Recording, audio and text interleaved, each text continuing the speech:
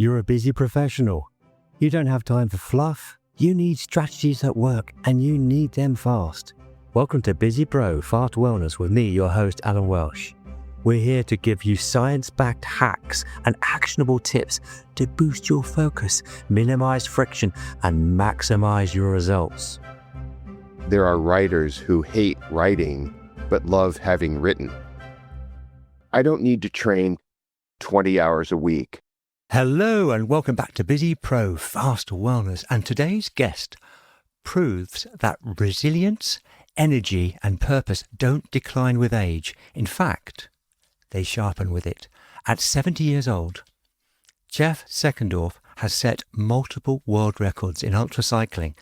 But what's even more impressive is how he's turned training into a system for living with purpose, from coaching athletes in their 60s, 70s and beyond, including those facing Parkinson's. Jeff helps people build strength, discipline and meaning into everyday life. Jeff, you absolute monster dude. Thank you so much and welcome to the show.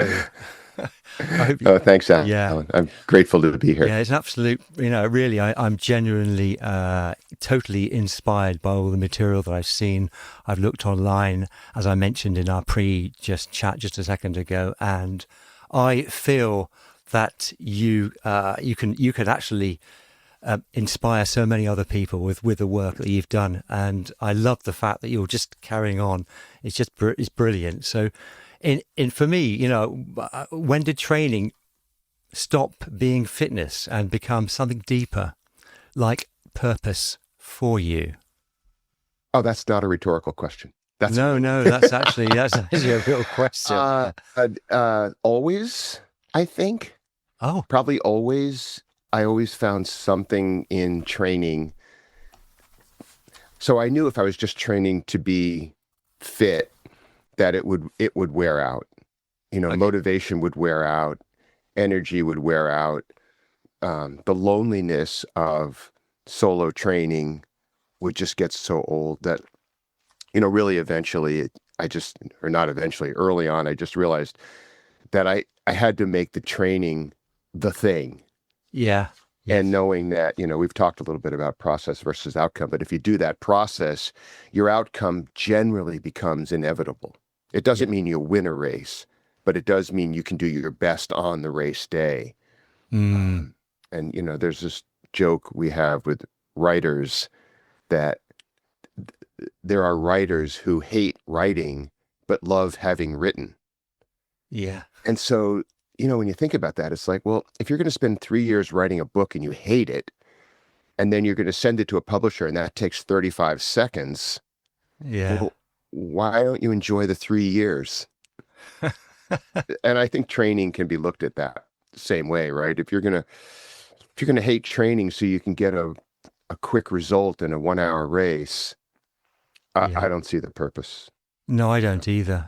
No, absolutely not. I can liken that to examples for myself when I was seriously into the running training quite a few years ago. And I still run, but obviously not with the same objectives in mind, but it's still very much a pleasure. And it's always been a pleasure to do that. And I wouldn't be doing it. I wouldn't have gone out on those, 6 days a week to train unless I enjoyed it, unless I knew that, there's always a goal at the end, but it was always a knowledge that you would be improving in that process. So I'm very much on board with that. It doesn't mean it's not hard.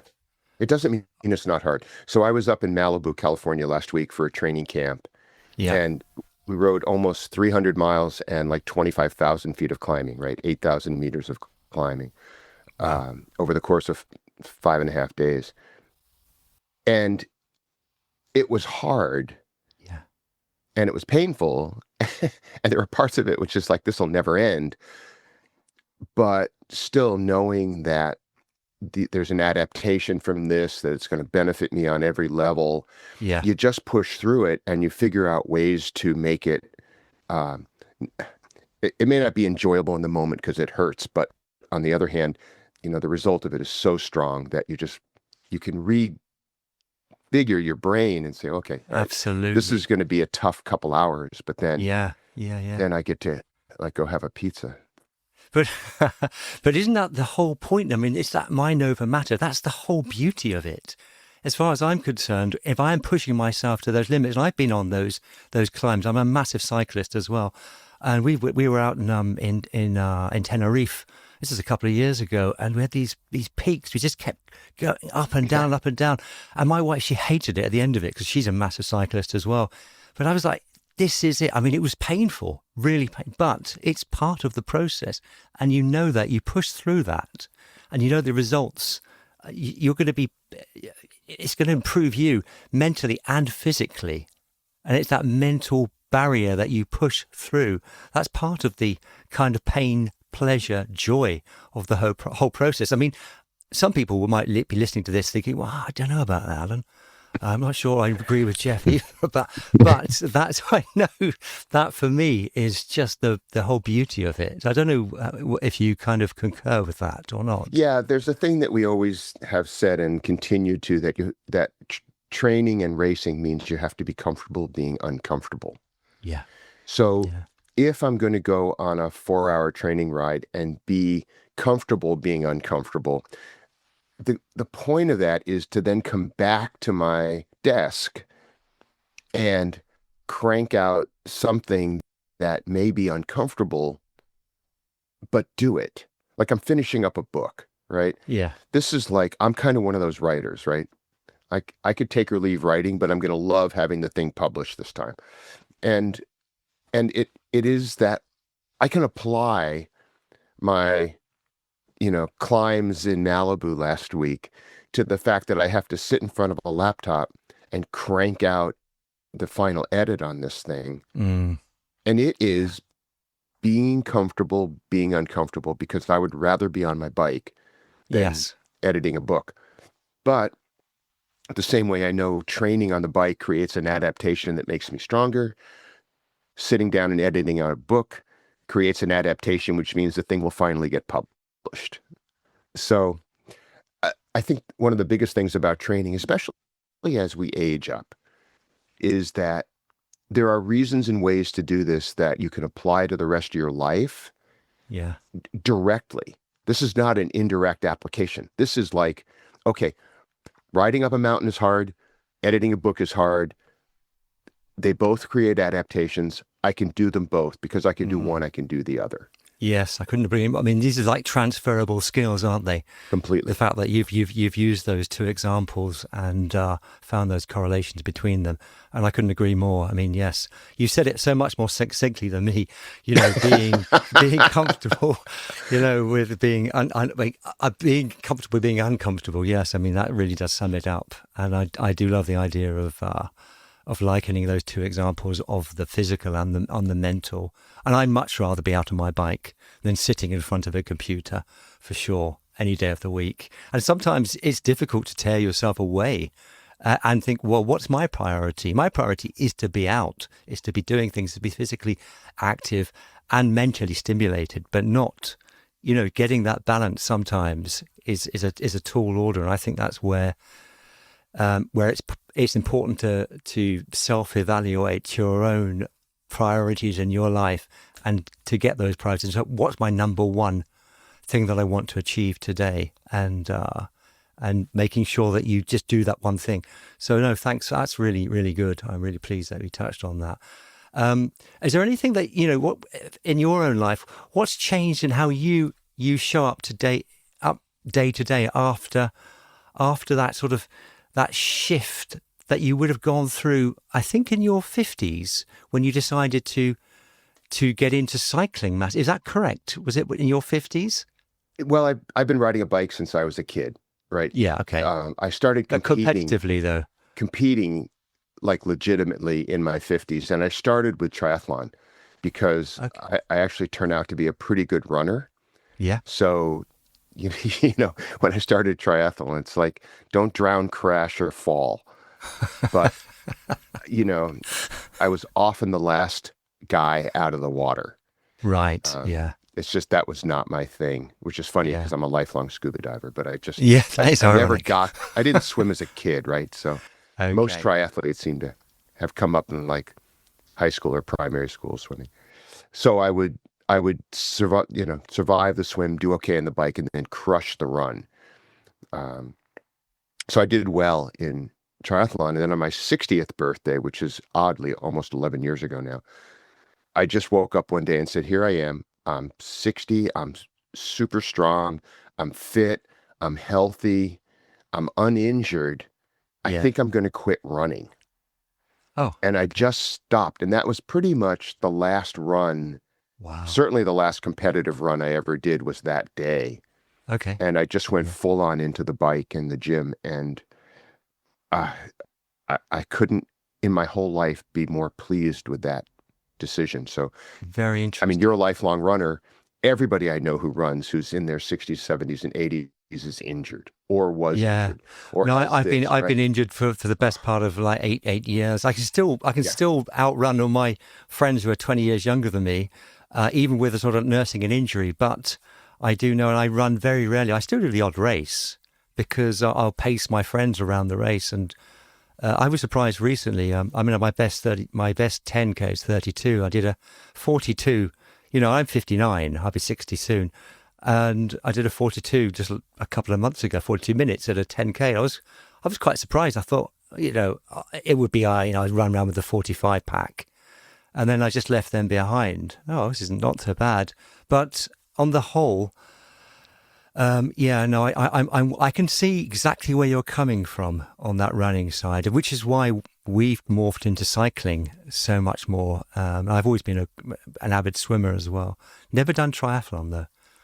Never done it. I It's just people have said, another why thing. not? It's another Yeah. thing. For me, when on that birthday, this is actually true. A buddy of mine took me to the velodrome that we have here in San Oh, Diego. okay. And for the first time with that level of interest, I watched our local grassroots racing. And it was like, wait a minute. These guys are all sitting around the infield, having fun, telling jokes, telling lies, all of this. And then up comes a race, and they get on their bikes and they try to crush each other for like 6 minutes. And then they go back and tell jokes again and hang out and sit around and laugh and have fun. It's like, that might be my sport. And That like within sounds a good. day, I signed up for the class. I bought a track bike, and that's really been the focus of my cycling for now almost 11 years, track Yeah. cycling. Yeah, it's amazing. Yeah. Absolutely amazing. So you've gone from that obviously to like setting world records at 70. Can we have a look now at what are, busy professionals? What are they getting completely wrong about aging and energy? What would you say? People that are still working away as a busy professional. Can you give Which us is me any too. insights? I have a Sorry? full-time job still, and I Oh, you I have a love it. full-time job I still? do, and I love it. Oh, okay. Oh, Yeah, great. yeah. I develop content for the Parkinson's Association of San Diego, so I do photography and So, write so there you are. There video. you are. You're still busy. So that therefore Yeah. you can still answer that question. What are people getting wrong about aging and energy generally? What would you say? So there's about 15 ways to unpack that question. I Yes, think the first thing is I don't need to train 20 hours a week to be right. competitive in my age group. With proper coaching and proper structured training, I train on the bike maybe 8 hours a week, Yeah. plus gym and core and hikes Yeah. and things like that. And it's enough to keep me competitive for what I'm doing, Yeah. right? Great. So that was the first thing I did. I really have been, both with the athletes I coach and with the way I'm coached, um, really been able to look at how to use the time efficiently and the structured workouts efficiently. Like I metabolically test all of the athletes I coach, like Okay. very early in the process. We do metabolic testing. So I know exactly, what is their VO2 max, what is their VLA max, what is their lactate clearance rates. I know all these numbers. Great. And what that lets me to do is basically take what would normally be like a 15-hour a week training program, but because I now can target their I don't want to say weaknesses, but their challenges, now I can do it in much less time. because the workouts are targeted to a very specific thing. Yeah, fantastic. And that's Yeah. been a revelation to me over the past few years, is that, you know, if you have the time to do big volume, great, Yeah. do it. If you don't have the time to do big volume, you can get a very similar training effect by doing proper structure. Absolutely. So I think that's the takeaway, because that leaves me the rest of my week to work, Yeah. have a marriage, play with the grandkids. Absolutely. Yeah. Yeah. Yeah. That's almost like sort of this concept of I'm sure you've heard of it, Parkinson's law. You know, you have certain time parameters and you can fit everything into those depending on what. So you need to almost hone or focus, have that sort of laser focus in those short windows of time that you have in order to, if you haven't got time to put volumes in terms of training, then you can sort of super focus in a shorter period of time. I'm a musician, and it's the same thing for me. I know that I don't have as much time as I used to play the trumpet, for example. And so I have to make those 20-minute sessions really count in order for me to maximize that productivity within that shorter window. So I think you're absolutely right. As you age, not putting in the volume and also shortening the time and still getting a big effect within that shorter period of time. I think that's absolutely true. I mean, is there a habit that you have one habit that has the biggest return on investment for somebody who's like more than 50 or 60, or is there one habit that you would say, I will gravitate to that to maximize my physicality, for example? Yeah. It's not specifically a habit, but Okay. what I've learned is you can't do everything. Yeah. This is a huge thing, right? You just can't do everything. Yeah. So Yeah. prioritizing what you can do has become really important in my life. So I used to spend a lot of time working in Spain, right? I I had sorry, I had a scuba certification and training agency for years, and so I spent a lot of time um, teaching scuba instructors in Spain. I didn't know. And I don't You were in speak. Spain. I didn't realize. Okay. Yeah, just it was random. We had a lot of That's clients in where I live. Spain, and Yeah. there you go. Okay. So I thought I should learn Spanish, Okay. right? Yeah. This would be a really good thing. My wife grew up in Argentina. She's fluent in Spanish. I was working with all these people speaking Spanish, and I have no skills. So I thought I'm going to learn Spanish, and Okay. I got the tapes and the discs and the thing and the headphones, and I'm, half an hour a day sitting here like, ¿Dónde está? So, and I was making no progress, Right. and it was chewing up tons of physical time, but even more bandwidth. Yeah. And one day I woke up and it was like, you know what? I can just completely function in English. And I quit. It was like, okay, I'm done. I'm just not going to do it. And I stopped, and it was like one of the best decisions I ever made, because it So opened funny. up not just the 20 minutes sitting there listening to tapes, but the other 2 hours, my brain was like, oh my God, and feeling guilty. And I skipped on Tuesday, and Oh gosh. it opened up so much more Yeah. mental time for me. Oh, that's so I funny. just, That's so amusing, because I'm thinking of friends of mine here who are English, who've been living here for donkey's years, and who've made absolutely no effort to learn Spanish at all, and they just function fine. They just lurch into English, and I yeah, was like, you can't do that. That's just so indifferent.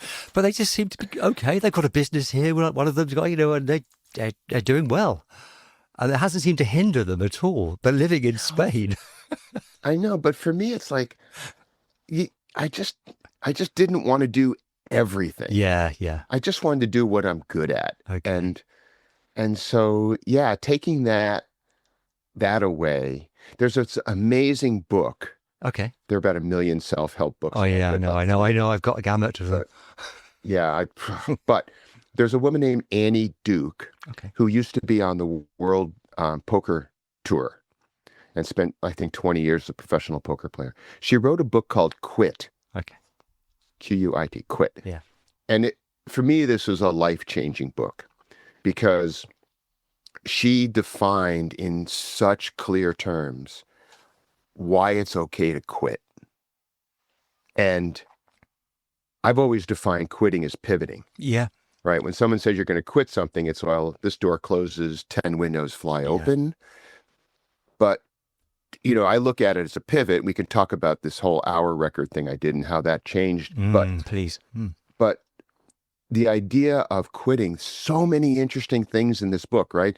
The sunk cost effect. How once you're in so deep, you feel like you can't quit. A poker thing where don't quit when you're ahead, quit when you're behind. Stop losing. Yeah. If you're ahead, keep winning. I just can't recommend this book highly enough. Okay. Life-changing for me. Brilliant. Thank you. I shall seek that one out on my monthly subscription to audiobooks. Always looking for decent books on that. It's a good one. All right. Thank you. Yeah, it's a good one. Great recommendation. Yeah.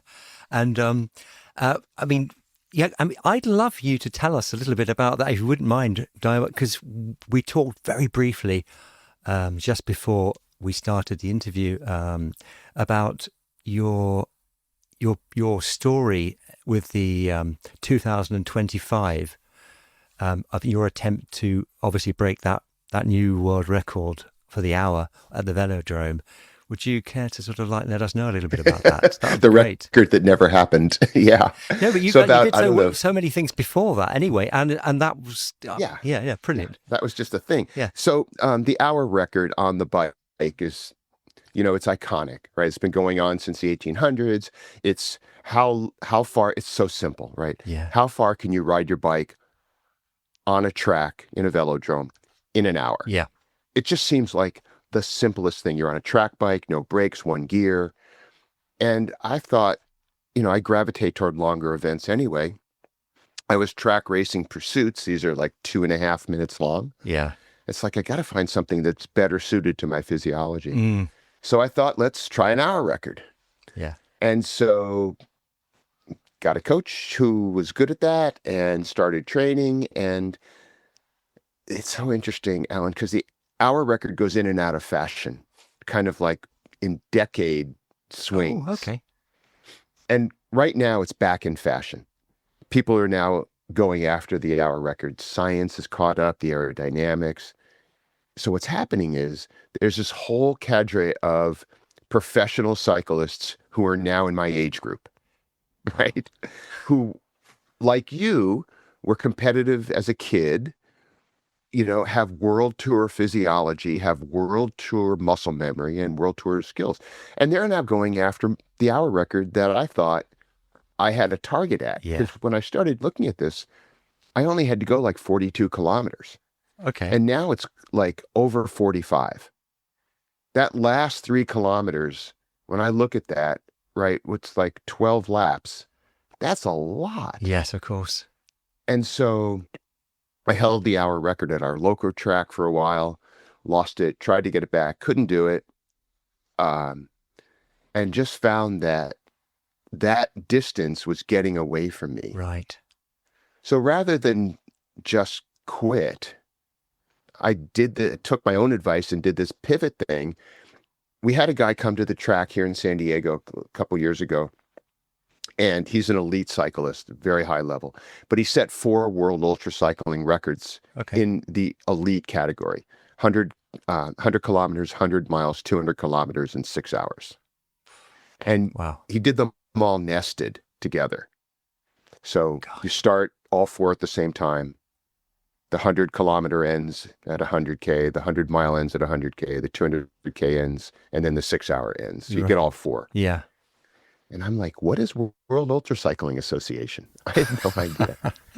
And so I started doing some research, and it turns out that it's the international governing body for ultra distance records on the bike. I'm like, that's my thing. Okay. And so I looked up the standing 70 plus records for those 4 events, and I found that I was way within my wheelhouse to crush them. I'd been doing the World 6-Hour Time Trial Championships on a fixed gear bike for a long time. Wow. So I had experience at that distance. Brilliant. And we just made a pivot. And it was like, goodbye hour record, hello 6 hours. Fantastic. And I set it up as a fundraiser for the local Parkinson's Association. We raised like $16,000. I got uh, I got a team out there, like an army of people. I got support from various companies and timing companies and stuff like that. And I went out and I just smashed all 4 of these records. Oh, wow. Like demolished them. Excellent. And it was cool because it was, it's such a cliche, but it was in my wheelhouse. Yeah. Right. I knew I could do it as long as nothing went wrong that was big, like a crash, a mechanical, something like that. I knew I would destroy these records. And it took the onus off the hour. Of course. Right. I felt like it was like the Spanish thing. I felt like I was just butting my head up against this hour record. And no matter what I did, how hard I trained, how much aerodynamic work I did, how much science. Yeah. I was never going to kick that last 1.5 kilometers. So I set a new group of records, and now it's like, hey, 70-year-olds, come and get me, because if you do, I'll go back. I love that story. I mean, because I've done multiple races over the years. My best times would be the half marathon or the 10K, but I've only ever done 5 marathons, and people have said to me, why don't you run another marathon? Why don't you do the Valencia marathon? It's flat. I said, I don't want to do another marathon. I won't do another marathon because it's not really, physiologically, it's not actually an ideal race, especially for somebody my age. I could do it. I could run around with Jake. I could just run around with you and help you around it. That's not a problem. But I don't want to do it in a competitive sense. But I'll do an ultra. I'll definitely do an ultra marathon. And every birthday I have, I do the distance of my age. Just in kilometers. Kilometers. In kilometers. No. So on my just so you know that, Alan, that's a thing in the U.S. Yes. People now, once they get to like 65, 70, it's like they just quietly shift to kilometers. Of course, yeah. I'm happy to stay with the kilometers, and I've been doing that for years. I live in Spain. That's my metric, my excuse. So I'll do 60K this year, but I'll run it. Throughout the day, I'll take my time, walk a bit, run, be up the mountains, down a bit, whatever. But people, that's like, well, why would you do that? It's my birthday. I'll do that. That's what I want to do. Then I'll celebrate in the evening with a bunch of friends and play the trumpet. But the point is that I'll happily do that, but I don't want to run competitively in a marathon because having done 5 always sub 3s or, 3 sub 2:45s, I don't really... I don't know. That's a purely ego thing, though, Jeff, I guess. If you were to boil it down, because I could do it. I could competitively do it and probably get a 3:30 now at my age. But it would be sort of painful and I'd be depressed about it, really. So I'd just rather avoid it. So altogether. It's funny. When I finished the 6-hour ride, the record ride,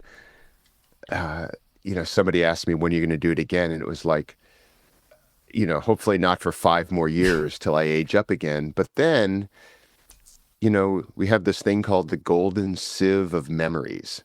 Okay. Right? All the bad stuff falls out. Right. And what's left is the joy. Yeah. And so these same 4 records are available on an indoor velodrome because World Ultra Cycling separates indoor and outdoor velodromes. Okay.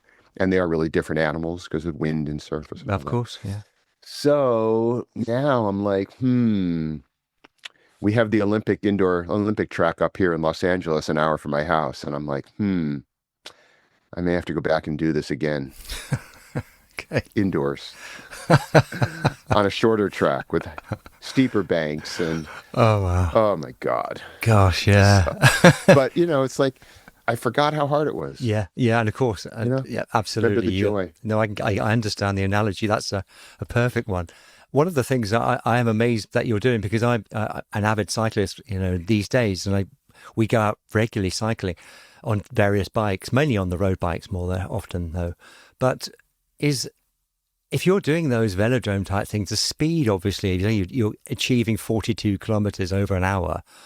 The speed that you must be going, and also the danger, because I get genuinely frightened. That's my Achilles heel. If I'm going down a mountain, I will tend to put the brakes on.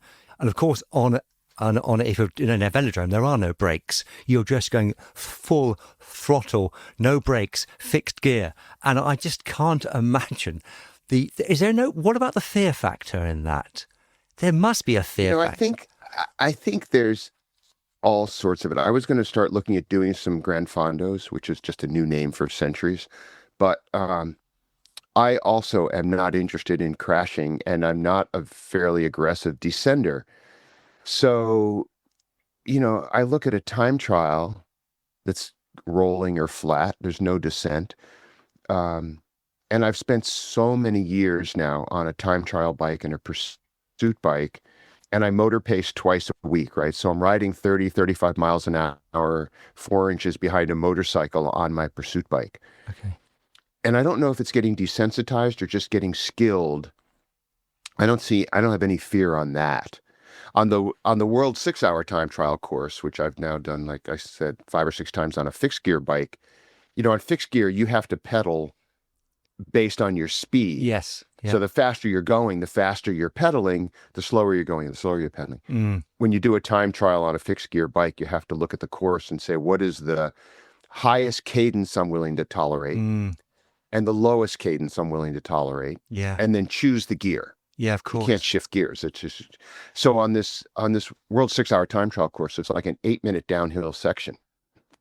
And so I have to come down that section on the aerodynamic bars at 120 RPMs. So when I get to the backside going uphill into the wind, I can go 60 RPMs. So you have to find that tolerance point, So you get used to it.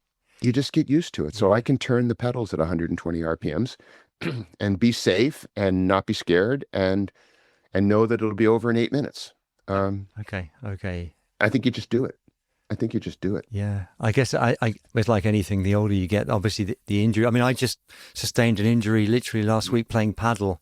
Came on and I've got a bruise. It's just, the whole side of my thing. So I was like, I guess at the moment I'm feeling a little bit, a little bit weaker psychologically than I would normally feel. So the idea of throttling down a hill on a mountain, but or in a velodrome situation. But obviously, say you have to overcome and you get used to doing it, and you'll find those ways to mentally. Yeah, you just choose your poison, right? It's like, where is that tolerance point? Yeah, doesn't feel unsafe to me to motor pace. Have you had any falls coming off the bike? I mean, very rare. Okay, you're lucky. Very rare. Yeah, like maybe not in like 8 or 10 years. Okay, wow. But I'm super careful. All right. I'm just super careful, right? And because, that's another joke, right? It's like an extra week in the hospital for every year you are over 60. Yeah. So I'm not interested in crashing, which is why I stay on these controlled events. Yeah, right. Gotcha. Right? I mean, I ride a bike with people who are crazy going downhill. And it's like, good for you. But I might lose 10 minutes in a 20-minute descent. Yeah, gotcha. I just don't want to do it. All right. It's the Spanish thing, right? It's like, okay, I'm not going to quit descending fast. I'm just not going to start descending fast because I have other things I could do on the bike that are satisfying. Yeah. I mean, the feeling of speed on a velodrome is crazy. Yeah. Would you say that feeling of speed, is that an addiction or is it something? No, it's just cool. It's really cool. I mean, yeah. So you absolutely love it. You thrive from that sort of feeling of speed. Yeah. Okay. All right. Oh, it's so cool. Yeah. No, it's totally cool. Wow. Yeah. Wow. Because if I were to choose something in terms of cycling, I think I would rather, cardiovascular wise, I'm very, very good on that. I've been my VO max, etc. So going up would be my chosen thing to do, like climbing. Yeah. As opposed but you have to come down if you do that. Everybody talks about climbing. Everybody talks about climbing on a bike. It's like, let's get better climbing, but it also means you have to get better descending. I know. And I've been with friends and people that are very competitive, and I sort of whip them going up, and then I go down and they say, you've got to be able to go down, Alan. And I'm rubbish at going down. Yeah, just be careful. So yeah, no, I'm with you on that. Can we touch on AI training plans? I mean, I don't know if you use them. Do you? Because obviously you're coaching as well, aren't these days? So is everybody sort of turning to plans? But You I don't. You d- don't use them. I did So have one. I was between coaches, and I tried a system, and it didn't work for me. And the reason okay. is anybody or any machine can build workouts Yes. based on age and weight and goals, but Mm, it doesn't take into account what coaching is good at, which is making somebody okay. better. Yeah. Any AI system can make you faster, but it won't necessarily make you better. What coaching Oh. does is it makes you better because now you've got a Mm, human being understands your strengths, your challenges, your goals, your energy. If I'm sick, I just like, hey, I'm sick this week. I want to take it easy. And boom, the calendar yeah. changes by a human being who knows me as a human being, not just a Brilliant. number that's an athlete. So, you know, I coach a bunch of track athletes, track cyclists, and I was out, what's today, Wednesday? I was out Friday night for racing with two of them. And, we had created a strategy for the evening and we're working on that. And I was able to be there, talk through the strategy, help them understand what their goals are, and really hone in very specifically on what these athletes need to do to improve down the line, right? It doesn't Mm, yeah. necessarily mean win tonight. It means use tonight as a training event so you can win in 3 weeks. AI can't do Okay. anything like that. It can't do anything. It That, just regurgitates workouts that are based on performance numbers, not on human yeah. beingness. Great. So that's actually you've really answered the question that I was really trying to elicit that from you anyway about the differentiating between a great coach Mm. and how and what an AI would do. So you've really already inherently answered that question. Yeah, So there are uses for AI. To me, yeah. that's just not one of them. I mean, part of Okay. it is some of my business is coaching, so obviously, you know, Mm, but I also have clients who I think pretty much to a person on the track, they have all tried that. yeah. I think all of my coaching clients have tried that in one form or another, be it, some online program or some AI generated thing. And, you know, these athletes have come back to a human. Yeah. It's almost becoming the sort of default, isn't it? Really now, if you I'll just go and seek guidance. But I love to know. That's why I really am trying to prize out Yeah. distinctions from people that are experts in their field to show I those. mean, it's cheaper, but you get what Yeah, you pay for. yeah, So, exactly, exactly. So I do have a question here, which is sort of my yeah. bonus sort of question I'd like to ask. If someone listening today is 45, 55, or 65 and feels they've missed their window, what would you say to them? Oh, you start where you are. That's an easy one. Okay. That's not a challenging question. I mean, and we have that. So I also have this niche where I coach people with Parkinson's. Yes, yes. Parkinson's disease, the only known therapy that slows the progression of this degenerative disease is exercise. Oh, right. Many people with Parkinson's are living better with this condition than before because they're being forced to exercise, to eat well, to move, Yeah. to be stronger and more mentally tuned into exercise and training. So I think when you look at this, um, I forgot the question. See what happens Well, at no. 70? Yeah, the old faculties.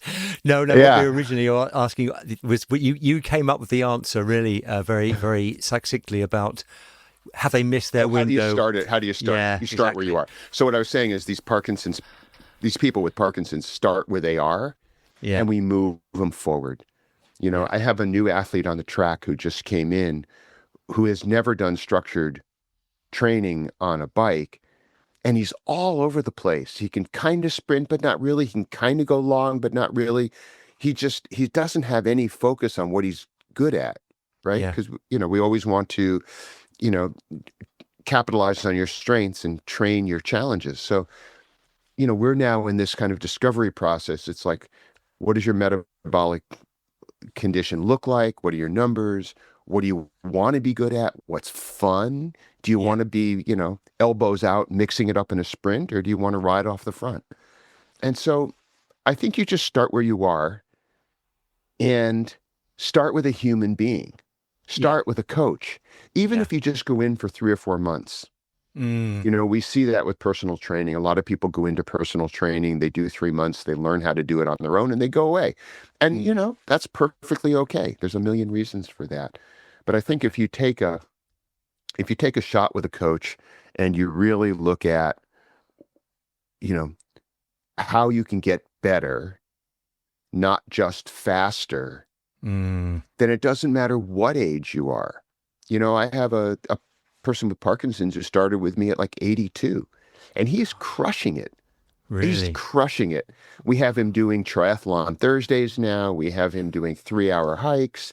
He's on it, man. Oh, I love it. I love And it. I love all these stories of people who are much more mature and they are able to continue and have an exceptionally active life. And it's just wonderful to hear. you start where That's you just, are. Yeah. yeah, But the other thing about coaching is one of the biggest responsibilities I feel, especially with the masters athletes and the aging athletes, is do not get them injured. yeah. Do not Mm. let them get injured, right? Mm. Because if you're injured, you're screwed twice, right? You're injured, that's one, and you can't train, that's Yeah. two. Yes. So one of the biggest things that I'm careful of, especially with the aging athletes, is enough rest and recovery, Mm. enough care, enough focus on how to do proper weight training. Yeah. Don't let anybody get injured. So I No. think No. I think that's the second piece of your how do you start where you are? It's Mm. start where you are, but don't get injured.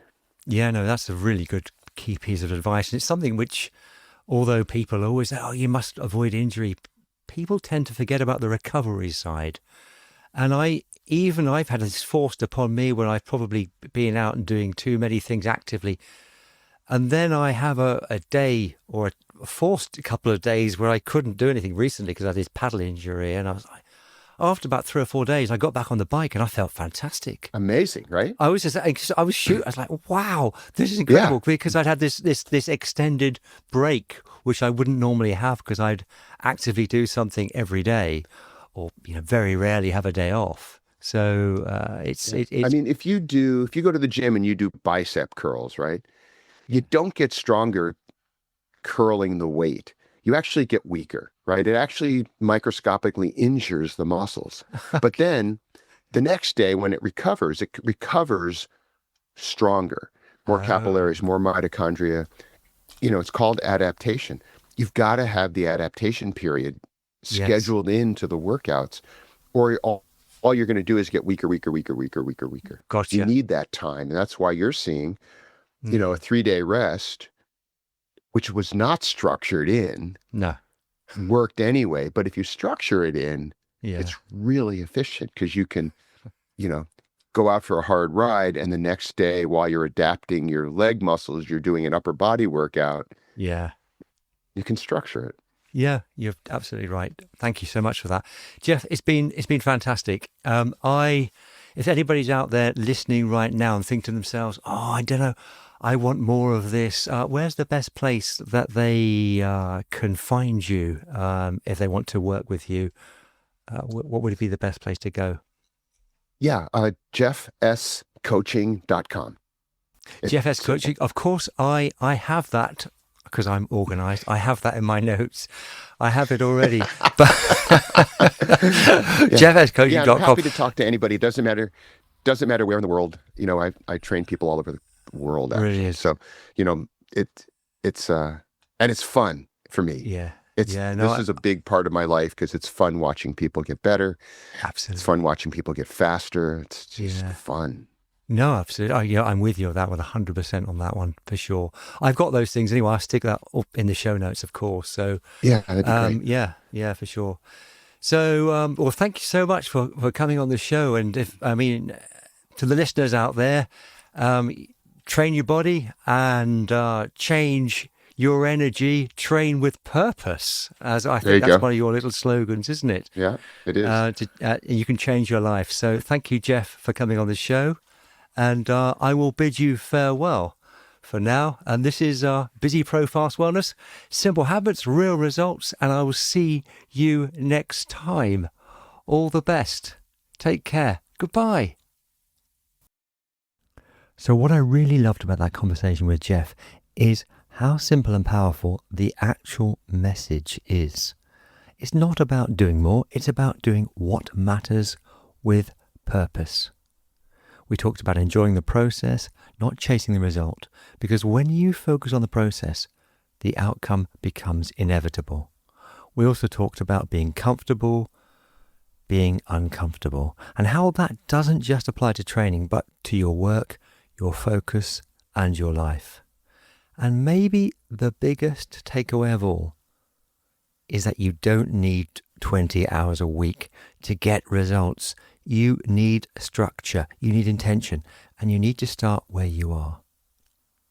So if you're listening to this thinking, I've left it too late. No, you haven't. Start today. Keep it simple, stay consistent, and remember, recovery is part of the process too. That's where the real gain happens.